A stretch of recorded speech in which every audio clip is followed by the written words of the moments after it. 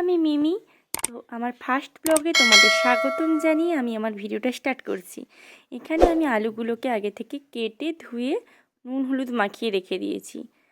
মাছগুলো আমার ভাজা হয়ে গেছে। ওই তেলের মধ্যে আরেকটু সরষের তেল অ্যাড করে দিয়েছি, দিয়ে আলুগুলোকে আমি ভেজে নেব। তো তার মধ্যেই আমি একটা পেস্ট তৈরি করে নিয়েছি, পেঁয়াজ আদা রসুন দিয়ে একটা পেস্ট তৈরি করে নিয়েছি। তো তারপর আমি আলুগুলোকেও ভেজে নিলাম। ওই তেলের মধ্যে আরেকটু তেল অ্যাড করেছি, একটা গোটা শুকনো লঙ্কা আর 1 চামচ চিনি দিয়ে কিছু সময় নাড়াচাড়া করে নিচ্ছি। চিনিতে যত সময় না মেল্ট হচ্ছে তত সময় আমি ভালো করে একটু মেল্ট করে নেব।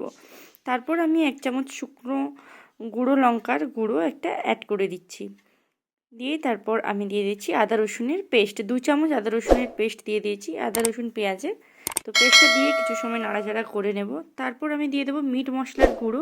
মিট মশলার গুঁড়ো একটু দিয়ে একটু অল্প পরিমাণ জল দিয়েছি যাতে পুড়ে না যায়। তারপর আমি আলুটা দিয়ে জল দিয়ে ঢেকে রেখে দেবো। আলুটা সেদ্ধ হওয়া পর্যন্ত আমাকে রান্না করে নিতে হবে। সেদ্ধ আমার হয়ে গেছে। এরপর আমি এখানে মাছগুলোও দিয়ে কিছু সময় ঢেকে দিচ্ছি।